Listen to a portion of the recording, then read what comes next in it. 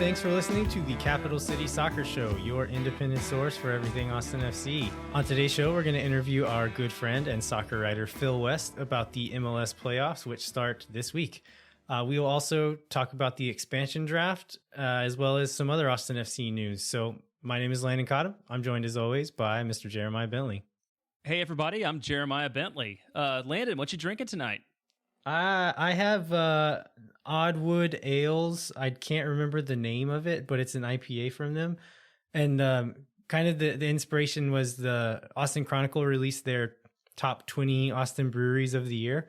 And I wanted to make sure I went through most of them I know and I'm pretty familiar with, but there's some that are on kind of the other side of town for me that I wanted to make sure and give a shot and learn more about them. And so I drove up to Oddwood the other day and got some beers, but I'm drinking it out of a glass that has I'm showing Jeremiah on our Zoom call, but this nice bear logo that's the major domestic beer brand in Finland.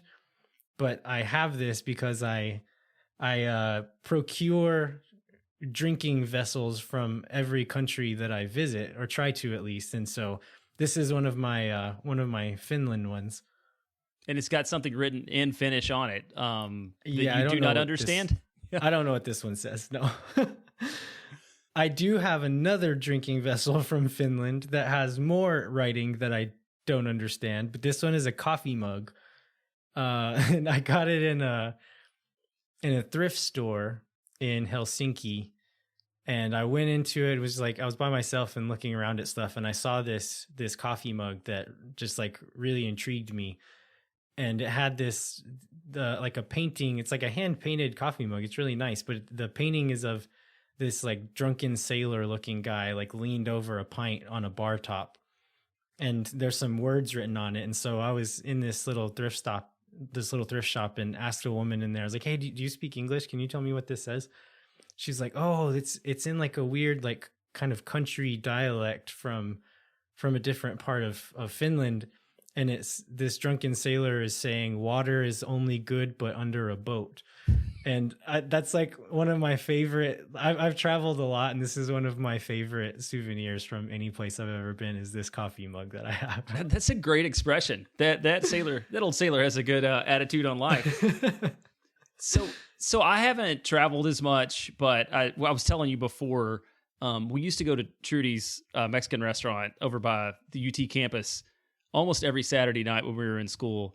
And we eventually made it off with a complete set of margarita glasses and a shaker that we still, 20 years later to this day, we still use a couple times a month to make margaritas and take us back to that place. So it's good to have glassware in any form. Yeah, that's it's little souvenirs like that are beautiful. So I don't always procure, and as you have, I don't always procure these vessels in legal ways, but I think the memories are worth the risk, I guess.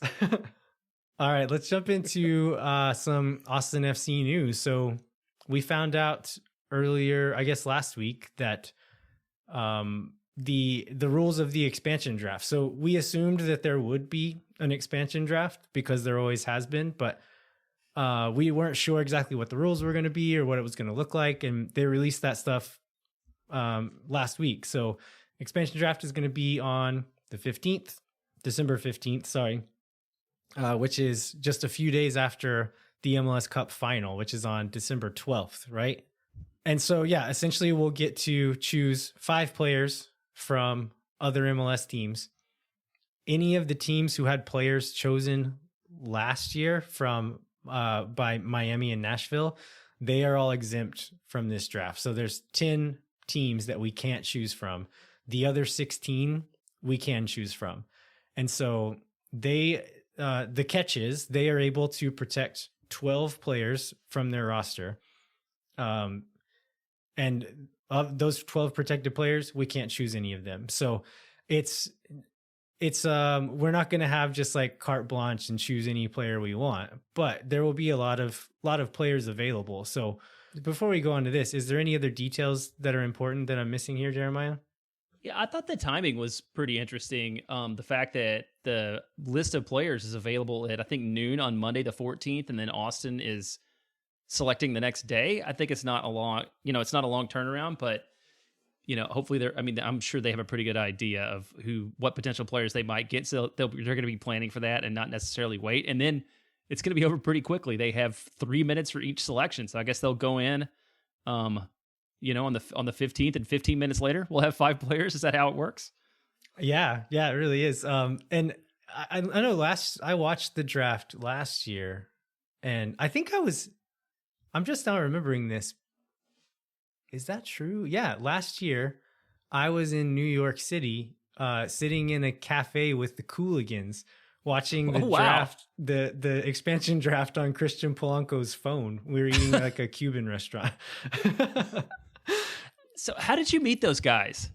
I went to New York a lot for work at my last job, and I just sent Christian a message one time, and we bought tickets to NYCFC game, and I asked where supporters go to drink before games, and I was honestly just looking for a recommendation, and he was like, "Yeah, go to this place, and I'll meet you there before the game." And they're just like the nicest guys, and so Christian came and met me.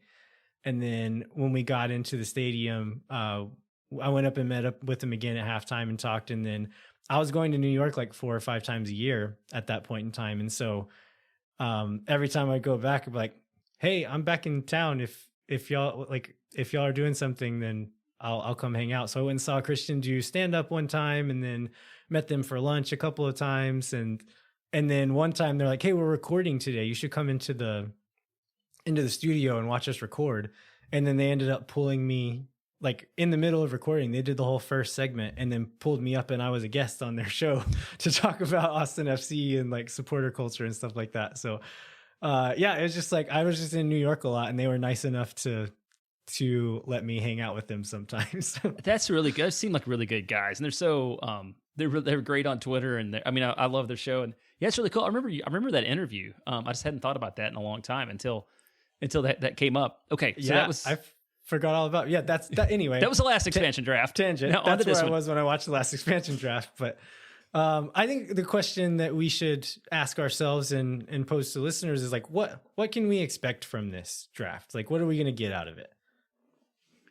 And probably no stars, right? I mean, I think our best hope is a couple of pretty good players, maybe starters, maybe 2 starters, and somebody that gets a fair amount of minutes, and then a couple of pieces of bench fodder. Does that seem reasonable as far as what we might be able to get? I would say 2 starters is even optimistic. Like, I would say if we can get like some role players and some like squad depth, just in case type of guys, then that's good. And if we get like a solid starter or 2 solid starters out of it, then we did really, really well. But you also have to remember that we don't have to keep these players. Like Claudio mentioned in an interview with Chris Bills last week that he's already been in talks with other teams about certain players being available for trades. And so if we just see a player that maybe isn't right for what Claudio and Josh want to do with Austin FC, but it's just a player that has value in the league, then we can take them and trade them for another player or for allocation money. So we'll know all of that pretty quick. I don't think we'll sit on a player for very long. We'll probably trade them immediately, but probably by the next day or like later that day, we'll have 5 new players on the Austin FC roster. Yeah, it'll be good to see that roster go from 2 to 7, growing exponentially, and eventually we'll get to a full roster. And the trade thing, I think we were just going through last year's selections, and there was a couple of those guys that were successful from last year were successful for other teams, right? Like I know Lee Nguyen is one that's seen some time, but not with the team that picked him. And weren't there a couple others too?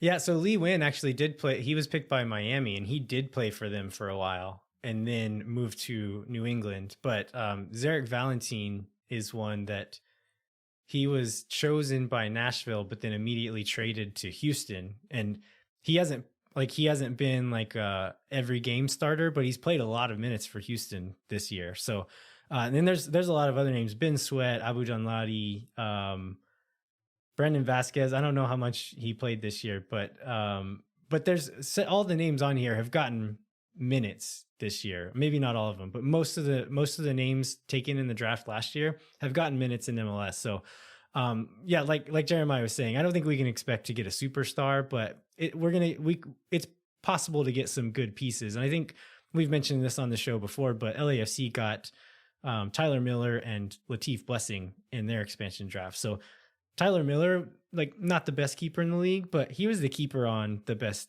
team in the league at one point. And Latif Blessing has been a huge part of LAFC's success over the last few years. So I would say like that's like best case scenario. But if we get somebody like as good as Latif Blessing or as instrumental as Latif Blessing, that's amazing. But I think if we can just get a few role players, some good squad depth out of it, then that's solid. Yeah, that'll be a good start to it. So you also brought up the fact that allocation order is about to change too, and that's going to possibly affect the roster construction. Yeah, potentially. So allocation order it's kind of a weird concept, and it's a thing that only exists in the beautiful league we call Major League Soccer. But allocation order, for those of you who don't know, is essentially it determines the order in which teams have priority to sign prominent players that are coming back. So it applies to United States national team players, elite youth national team players, or former MLS players who have left the league and are coming back for a fee of greater than $500,000. And so the way that the allocation order works is it's kind of like other drafts in other American leagues. Like the worst team is at the top of the list, except in the case of expansion teams where it'll be the reverse order of the like league table essentially, but then the expansion team gets the first pick. So I was looking at this and just kind of going through the list of names that would be available on this allocation list. And one of them that kind of caught my eye is Tim Ream, who is currently playing at Fulham, right? Yeah, Fulham in the Premier League. And so Tim Ream he's 33 years old. His contract is up in June of 2021. So if we were to go after him, we wouldn't get him until the summer, most likely, but he'd be a free agent. So no transfer fee. He's, like I said, he's 33. I think the Premier League right now, like at this age, is maybe a level a little bit too high for him. But I think he'd be a really good defender in MLS. And he's also, he's decent on the ball. He's like, not like amazing on the ball, like not an amazing passer, but I think for MLS standards, he would be really good and would be, a good fit for what Josh and Claudio want to implement on the field. Another player that is on this list who we've talked about on this show before, and I think that we kind of like, after talking through it, we kind of gave up on him, and that's DeAndre Yedlin. So one of the reasons we said that we probably won't get DeAndre Yedlin was because of this allocation order, and FC Cincinnati has the first spot. But I think we kind of overlooked the fact that whenever this season is over, like the top spot in the allocation order is use it or lose it. Like if FC Cincinnati doesn't use it by December 12th, actually they can't use it now because there's no, maybe they could use it in that like half day transfer window. But either way, if DeAndre Yedlin wants to come back to MLS when his contract is up next summer, so June of 2021, we would be able to get DeAndre Yedlin with no transfer fee, which would make it much more likely that we could get him as a TAM player as opposed to a designated player. And so maybe his money demands would still make him a designated player. But if Inter Miami got Blaise Matuidi on a TAM deal and not as a DP, then it's definitely possible with DeAndre Yedlin. So I think that allocation list is another thing to maybe keep an eye on. If not at the beginning of the season, maybe next summer, because that might be when some of these realistic names would come available. Well, let's talk about the jersey, which I think is the thing that people are very excited about. And it is going to go on sale on November 18th. It's, I believe, referred to as the uniform of Austin in every one of the ads. Have you watched them, and how excited are you about it? I am very excited about this. And so I think this episode is going to come out on the 17th. And so if you're listening to this on the day it comes out, then the jersey will be available tomorrow, which it's absolutely very cool. And so I think it's going to be awesome to see, yeah, to just like the game jersey being worn around town. It's going to be a really cool, just a cool thing to see, and like just one step closer to it being real. Yeah, and I guess there's two things we know about it at this point. One is from talking to Adam Butler. We know it's going to be Verde. What was it?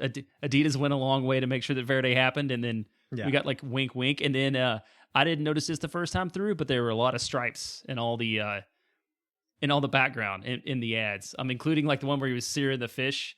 Like I thought they did some real cool visual effects with those to pull that forward. So look for Verde and look for stripes. Those are the two things I can say for sure.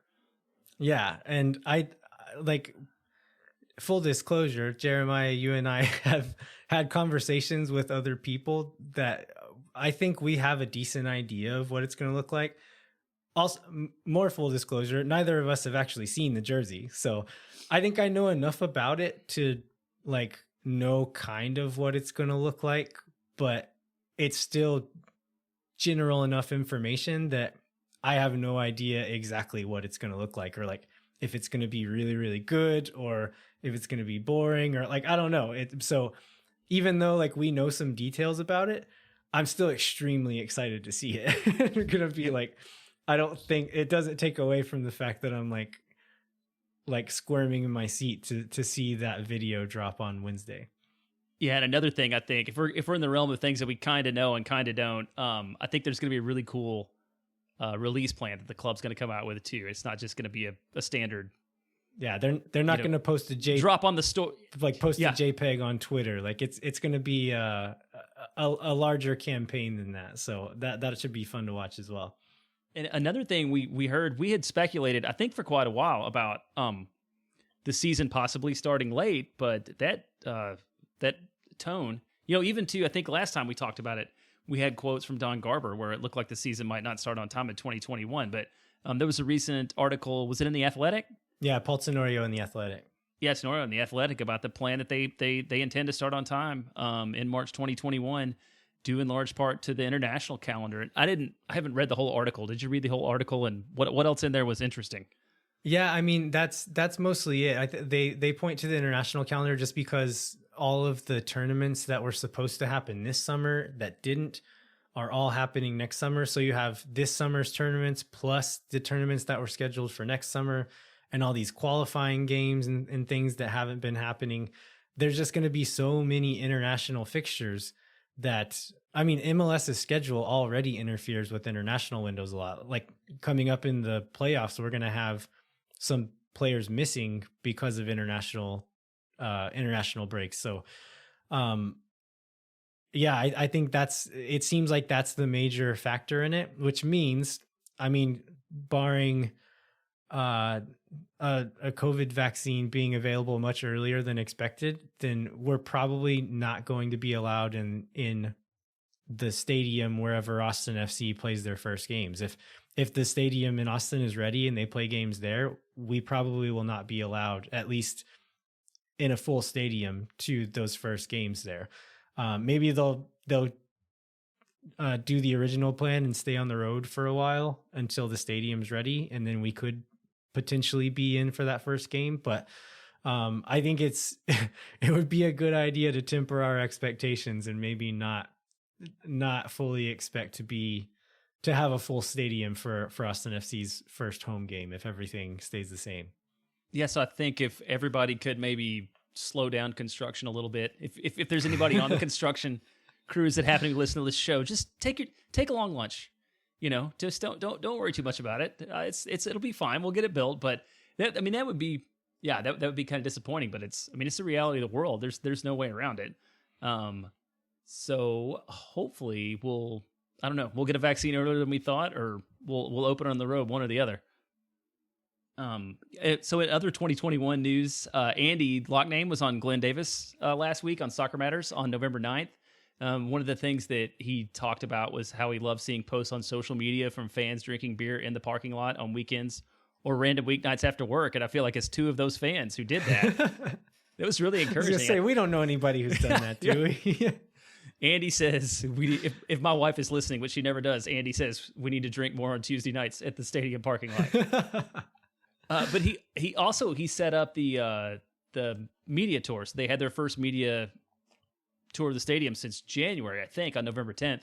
But there was just something they usually would have done a lot of during the course of the season leading up to it to generate excitement. But just because of the world between the construction schedule and COVID, they weren't able to do that. And so I watched, I don't know, 4 or 5 different clips. I imagine you probably watched a couple. Like, do you have any highlights out of that, out of those articles you read that you want to mention?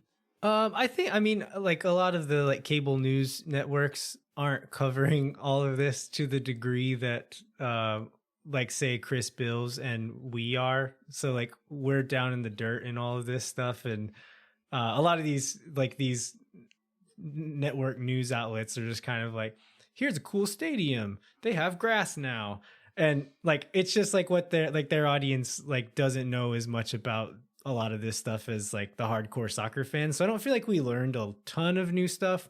One thing that I think we did get out of it is a lot of cool new photos and footage of inside the stadium that we didn't have before, because they're letting these TV stations and newspapers into the stadium with their cameras. And so I think that's my favorite thing that's come out of it, is just all the footage and photos that we got out of all these these media outlets being inside the stadium. Yeah, and it's the same. Last week also they did a 6-minute stadium tour video that they put on Twitter. Yeah, that was also very cool. Yeah, with Andy and John and our friend Jonathan Emmett, who we've interviewed before, and that was a really good just walkthrough of the whole stadium that really encapsulated basically everything that if you read any of those articles, it would cover anything they talked about. But it was a neat behind the scenes view, and you got to see the steepness of the supporters section, and they talked about how it was constructed to maximize fan sound, and they went down into the locker rooms and they show where the players are going to come out through the West Club and all that. So I would highly encourage folks to, if you haven't watched that video, to watch that. It will get you excited about 2021 for sure.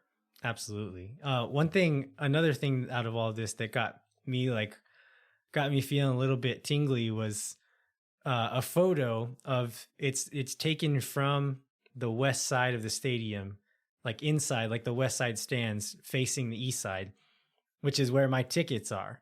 And so I can see like the whole grass field, and then most of the east side upper deck has the seats installed now. And so I could actually like zoom in and like pick out my seats on this photo. And there's actually like some construction workers up in the stands there as well. So like I've not gotten like scale. Like it's hard to tell like how big things are, and like to be able to see like two full-grown men standing in the stands up there, it just like got me really excited of like, oh man, I'm going to be like, not only me, but almost everyone in that stadium is going to be very close to the action and is going to have a really good view. Like pretty much regardless of where you are in that stadium, you're going to be able to see a lot, and you're going to be right on top of it all. So that's another thing out of this media week that got me pretty excited. All right, I think now's a good time to move on to the interview with Phil West. So we're essentially just going to kind of give a little playoff preview, and I think this was kind of a fun interview to do, because I know for me and probably for a lot of Austin FC fans, not all of us have paid attention to MLS for all that long. I know I've been paying attention for maybe the last 3 years pretty closely. A lot of people are kind of just now starting to pay attention. So this is going to be the first playoffs that really means something to a lot of Austin FC fans. And so I thought this was a fun way to kind of learn a little bit more about the league and just to learn more about these playoffs, which I think are going to be really good. There's going to be a lot of really good matchups and a lot of good potential matchups. So I hope you guys enjoy this interview with Phil, and then after that, enjoy the MLS playoffs. So we'll have that right after this break.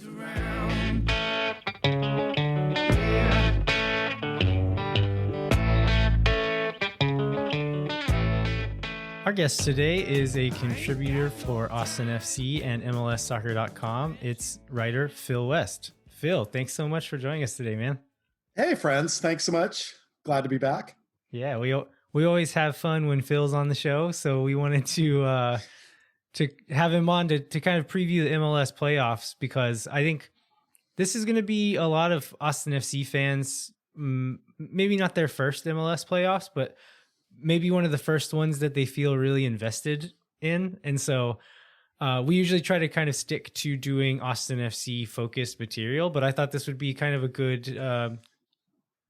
good context for going into next season. So we wanted to bring Phil on, as he is somewhat of an MLS expert, and we want to get him to share his knowledge with us. Somewhat, yeah. 18 teams. It's going to be weird. That for sure. Hey, Phil, before we get into it, I have one very important question, and that is, as the first two-time guest on the Capital City Soccer Show, what nice. What does that mean to you? Do you think you can you live up to that responsibility, and can you set the pace for future guests? Yeah, I think it's a deep responsibility that I carry, and I hope to make other future two-time guests proud. All right, you get to sign the wall on your way out. Oh, fantastic! Okay, yeah, your own wall. Your daughter has probably signed it several times. Well, let's get into it. I'm going to do most of the question asking, since, as everybody knows, I am the least knowledgeable actual soccer person among the three of us. So, Phil, question one: is this all an exercise to get Toronto versus Seattle in the finals again? Exactly. Yeah, we had a chat going a little bit earlier today. We said, yeah, we're going to do like a big 20-minute deep dive into the MLS playoffs, and we're just going to basically conclude at the end that it's going to be Seattle and Toronto. I mean, that's very possible. I mean, Seattle and Toronto they've been in MLS Cup multiple times for a reason. They're really well-built teams. They're really deep. But I just think it's been such a weird year that to have it land on that would be, it'd be kind of cruel and unfair, but then again, 2020. So maybe that's where it ends up. But I have kind of other ideas, and I'm sure we'll get into that. So no, is that like the MLS version of you play 90 minutes and then the Germans win? Yeah, exactly. It's like you play a whole season, at the end it's Toronto and Seattle. Right. Exactly. Thanks for being here. Thanks for going through COVID and 8 months of weirdness. And here's this finals we've had before. So you might be familiar. Yeah, you talked about the weirdness, and I think the start, the stop, and the restart is probably a big factor in it. And you don't necessarily see that with the seeding, right? Because so much of the season was played before, and then you have the points during the cup. So who do you think has stood out since the restart, and who are you looking to put an eye on? I mean, I think Nashville has really kind of done well. And I mean, again, yeah, they've just been like a surprising team. And just kind of by virtue of what I got assigned with when I was doing MLS matches, I watched a lot of Nashville. They're a really disciplined team. They've got a really strong spine. They've got Injo Willis, who used to be with the Dynamo, Compton goalkeeper, Walker Zimmerman, probably one of the best defenders in MLS. And they line up in a lot of like weird defensive formations. They'll do a lot of like 5-3-2, or they actually like rolled out the Christmas tree on a couple of occasions, like a 4-3-2-1. And like on occasion, they just have these like weird goal explosion games and get 3 goals. But most of the time it's just like 1-0. It's like they hunker down and they bunker and they park the bus, and then they get some kind of counter, some kind of set piece, and they win games that way. And it's just, they grind it out, and it's kind of boring and it's kind of awful, but it's like really effective. And all of a sudden they're like a 7th seed in the East, and they could really stymie some teams. Yeah, and this is where Landon and I think have a little bit of a disagreement. Like Landon would be more than happy for Austin FC to play that kind of style and grind those things out.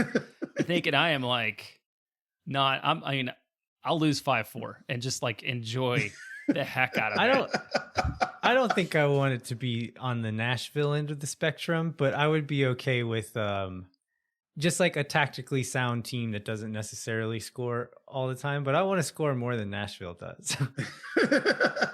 That's not hard. Yeah, but also, I mean, they've been really good. I mean, they've given up less than a goal a game. I mean, they've got a formula. I mean, it works. I mean, it's a way to win in MLS, and if you have enough competent defenders, and I mean, especially with Walker Zimmerman. I mean, obviously, Jeremiah is an LAFC fan. You know that when Walker Zimmerman was anchoring LAFC's defense, it was a really good defense, and when he left, not so much. Yeah, they have fallen apart. I think I'll say on the next question here, I will let each of you answer one here. So, who's your biggest surprise? Well, biggest surprise to not make the playoffs, I feel like, is a really easy one because everybody made the playoffs. So let's maybe ask y'all, who's your biggest surprise to make the playoffs? For me, I looked up and all of a sudden the Colorado Rapids are a 5 seed in the West. Like, I did not see that coming at the start of the season. I did not see that coming most of the way through the season, but they have somehow found their way in the mix in a very weird Western Conference to have just apparently missed out on hosting a first round game. Yeah, I've enjoyed watching Colorado these last few weeks. I think San Jose, if you'd have asked me 3 or 4 weeks ago if San Jose was going to make the playoffs, I would have been like, no chance. They're getting dead last. They're absolutely getting dead last. But yeah, they've done what San Jose does and have won a few when nobody expected them to. They are the most delightfully enigmatic team. I mean, it is just week to week, you do not know what to expect from them. Yeah, like I saw they've had games where I think where they've lost 6-0, and then like one of the games I covered was when they beat the Galaxy 4-0. And then I got to cover the Galaxy press conference afterwards, which was like maybe the most funereal press conference that I've ever covered in my life. It was, oh my God.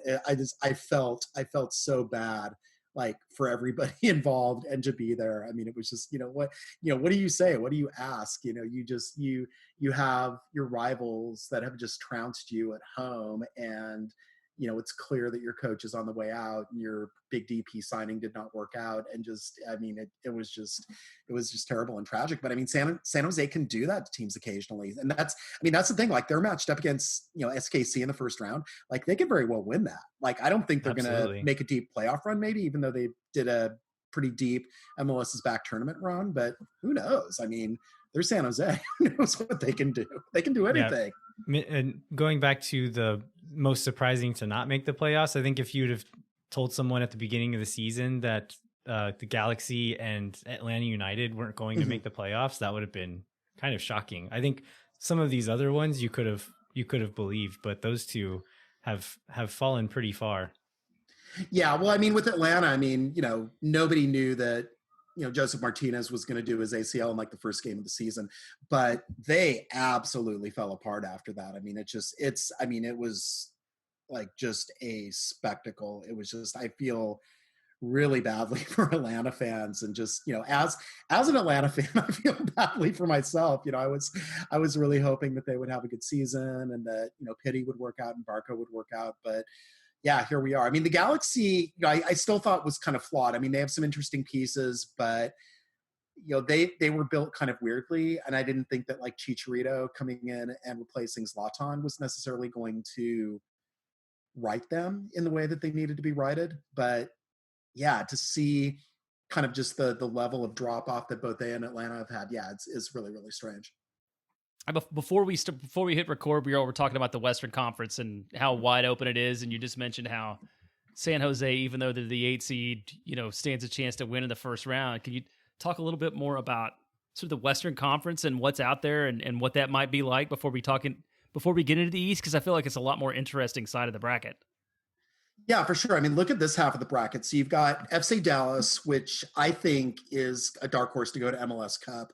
I mean, I definitely think they've got the talent, they've got the speed, they've got the coaching. Man, I think Luchi Gonzalez is one of the best managers in MLS. Period. They're playing Portland, who won MLS's back tournament, who's got a veteran squad, a lot of upside, really good coach. I mean, and then on the other side of that, you've got the Sounders. Hello, the Sounders. They do pretty well in the postseason, playing LAFC in the first round. So, whoever emerges from that side of the bracket, could theoretically win everything. Yeah, that's because the other side, you've got SKC, which is solid. Obviously, they've got the number 1 seed through the playoffs. They played a really weird snow game that I saw on Sunday. Then you've got San Jose that we talked about. They can do, anything. And then Minnesota, they've got some solid pieces. I mean, they're a team that could certainly conceivably make a run. And then you've got Colorado. I don't even know. I mean, San Jose is the enigma that I've kind of embraced and tried to understand. And Colorado is just kind of the enigma that's evaded me this season. I think Colorado, I mean, so they missed a lot of time due to positive COVID cases in the team. Right. And it kind of ended up being a blessing for them. They've got a good rest there in the middle of the season and have come out doing and has done really well recently. So I think like on paper they don't necessarily look like the favorite team to win this thing, but they have the advantage of kind of being in their stride at the right time, which is Mm-hmm. it's really important in a playoff bracket like this. So Sure. like, and on that side of the bracket, really any of the West, I think San Jose would be the most surprising to go all the way to the final. But if you told me any of the rest of these 7 teams were going to make the final, I would not be that surprised, really. I mean, if San Jose caught fire and like Wando got Wando goals and they man marked really well, I wouldn't be surprised if they got to the finals. They just usually don't do that very many games in a row. Yeah. But I mean, MLS back, and MLS is back. They did for a while until they didn't. So Yeah, that's true. Well, this talk has me kind of depressed as an Austin fan, and thinking about 2021, knowing that like the conference is that deep. How about the East? I mean, Philly, Supporters Shield winners, home of great sandwiches, obviously the number 1 seed. But you talk about who else is over there. I mean, first off, I love Philly, and I would love to see Philly win this. I mean, obviously, this is kind of Aronson's last hurrah before he goes off to glory in Europe. Jim Curtin is an outstanding coach, really great interview. Ali Bedoya, obviously a fantastic veteran leader, very outspoken. I mean, he's been just like on top of it like all year, including like calling the Supporters Shield people out about what was going on. So I would love to see them win. But I mean, again, yeah, Toronto. I mean, Toronto was solid. They've had to go to East Hartford for like the latter part of the season, but obviously they're still really deep. They've got Pozuelo, they've got Josie Altidore, they've got probable Canadian Io Akinola, just all these interesting pieces, and then you've got Columbus, which is. I mean, they've had a little bit of drop off in the latter part of the season, but they've still looked strong. You have Orlando, which pains me to say, but Orlando is. I think still that a might good be team. the toughest matchup in that first round is Orlando NYCFC. I think that's going to be a fun one to watch, just because both of them have NYCFC most recently, since Maxi Morales has come back from injury. They've looked like their old selves, and then Orlando has just been pretty solid over those last little stretch as well. So I'm excited to see what that one looks like. Yeah, I feel like the semis in the East is going to be Philly Orlando, and it's going to be a total war. I think that's going to be like maybe the most fun match of the tournament. One upset that I'm going to be looking at. So we have the Eastern Conference has more teams in the playoff than the Western Conference does. And so they're doing a play-in round. And so that's going to be Nashville and Miami is one side of it. And then New England and Montreal. I would pick Nashville to beat Miami in that one. And then for New England to beat Montreal. So if that were the case, then that would put Nashville playing Toronto. And that one looks like ripe for an upset to me, I think, because Toronto is, I mean, they've been really good, but if Nashville is so good defensively, and Toronto, if you look at the goal differentials, it's not bad. Their goal differential is 7 goals, I believe, which isn't bad. But if you look at the other teams in that conference and how many goals they're scoring, and I think Philadelphia's was like 24 or something like that. So it wouldn't surprise me for Nashville to shut them down and then steal a goal on a set piece or something and get through in that first round. Yeah, you look like you can score goals, here and there throughout the season, Toronto, but how are you going to do against the tree? Yeah.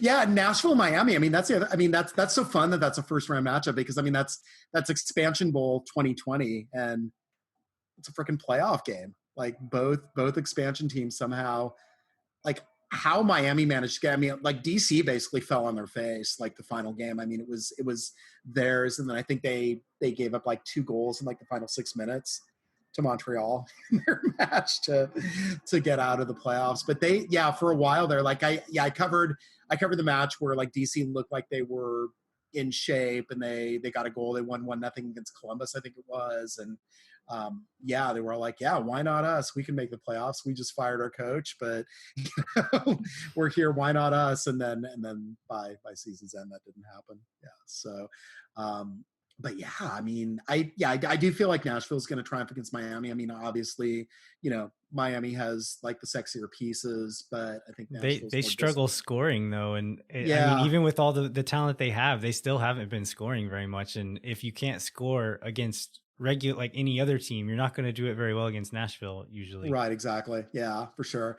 And then I still think just Arena's coaching and just the way that New England's built, I think they'll get past Montreal. Even though, like, you know, as much Thierry Henry as I can get in the playoffs, I will take. Mic that man up some more. That was great. Oh, that was a really good segment. That was so good. I mean, I love that man, obviously. I mean, that's why I now have an Arsenal tattoo on my arm, but no backing out now. But yeah, that was just that was a joy to listen to. It's just, yes, that confirmed every like questionable life decision regarding Arsenal that I have made. I wanted to go to that.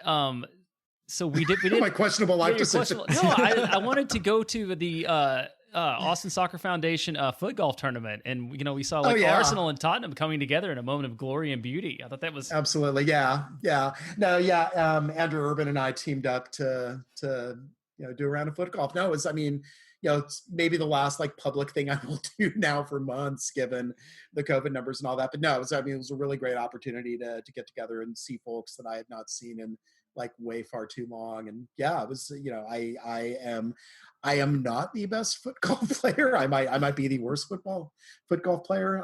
But I had a good time. It was great. It was good to get out there. It's lovely weather as it can be this time of year, and obviously a good cause. And yeah, that was a lot of fun.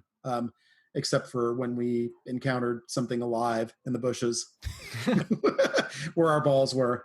And like Andrew was questioning whether or not we should move the balls. Like, yeah, I don't want to be a hero today. We're gonna move them. We're gonna move them. Well, we've talked about the brackets a lot. So who do you guys see in the final? Seattle, Toronto. No, I'm just kidding. It really was. This really was an exercise. It's been a 20-minute dive into how we got back to Seattle, Toronto. Yeah. No, I think Philly emerges out of the East. I mean, I just think it's been their season. I mean, to do what they did to win the Shield, I thought was incredible. And they're so well coached, and they're such a fun team to watch. And if you're a neutral, like, absolutely watch their playoff games. They're a ton of fun. And then I'm gonna go out on a bit of a limb here. And again, a lot of this just has to do with like how weird the West brackets are. I'm gonna take a flyer on Dallas. I'm gonna say they upset Portland in the first round and get LAFC and get a home match, and you know, somehow LAFC's defense will let them down. I mean, Dallas just has so much speed on the wings. They're so much fun to watch, and they can score a lot of different ways. So yeah, I'm going to take a flyer. I'm probably wrong, but yeah, I don't care. Feels good. Philly, Dallas, bring it on. It'll be fun. And for me on the Western Conference, I think my heart says Sporting Kansas City. I like watching that team play, and I would like to see them make it to a final. But my head says either Seattle or Portland. I think I'm going to go with Seattle making it from the West. And on the East, I think my head and my heart say the same thing, which is what Phil said, is Philly. I think they're probably the best team, but also just like from a narrative perspective, it's just the best story in the league right now, I think. And so I would really love to see them finish off the season with at least making the final. Maybe not. I wouldn't care that much if they won it at that point, but I would like to at least see them make the final. Oh, if they get there, they got to win. Come on. So Phil, I'm going to count you in. Well, I would like to remind you first that Landon said we wouldn't taunt you if you were wrong after the fact, and I did not commit to that. So you're totally going to taunt if it's not Philadelphia, Dallas, I will taunt you 1,000%. So who you picking? Well, so you pick Philly out of that? Is that right? Is that your all the way? Yeah, I think Philly would beat Dallas in the final. Yeah, I'm gonna do the same thing. I'll pick Philly to win. Like 2-1, I would say. I'm not gonna pick a score. So like, what if I am totally prescient and right in a month? Like, what? You know? I won't mention it. I'll be like, yeah, I don't know what happened. I don't know what happened. Was Phil right? I don't remember. I don't remember what he said. Yeah. Yeah. Didn't he say like Minnesota and Toronto or something? Yeah, I think that's what he said. Yeah. All right. Well, I'm glad you guys came together in love and common understanding over the Philadelphia Union. It's the city of brotherly love. We had to. Of Yeah, course. absolutely. Of course. And the victory celebration will be at Four Seasons Total Landscaping, which will be really nice. Be a great place for the MLS Cup to go. Oh, they got to take it there. Oh my God. Maybe the Shield's going to be there. Perfect. They have to. And to Fantasy Island next door. Oh, yeah. Take a tour of the whole block. That'd be great. All right. Maybe I not think the whole that block. I think that's a good place to end. So Or a bad place to end. Oh yeah. But we're here. Yeah, we're here, so we might as well end it. Okay. Well, thanks so much again for joining us, Phil. We always have a blast talking to you, and we'll try to do it again soon. Absolutely. Love y'all. Love to do it again. Don't need words to tell me things. All right. We want to thank Phil West one more time for joining us. Before we wrap up, we'd like to remind you to rate, review, and subscribe to the show wherever you get your podcasts.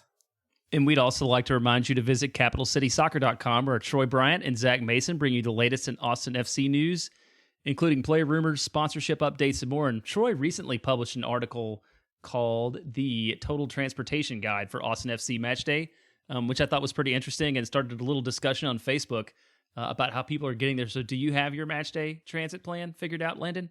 I think so. I think the most likely ones for me don't necessarily exist yet, but in the near future, I think there will be a rapid bus line going from South Austin up to the stadium.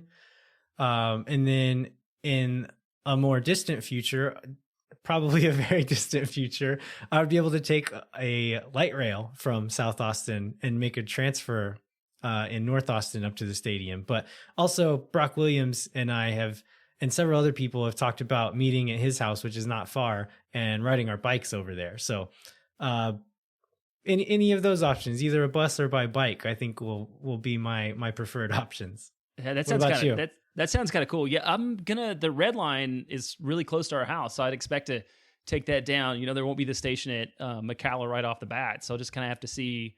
You'll still be able to get pretty close with the Yeah. existing stops, though. Yeah, that's what I'm thinking. Take the bus down, get somewhere close early, have a stop at a brewery or two on the way down, and then sort of make an all-day event out of it. It's my plan. Yeah, of course. All right. Well, we will be back next week with some more Austin FC and MLS news. Until then, I'm Landon Cottom. I'm Jeremiah Bentley. We'll catch you next time. No one is around.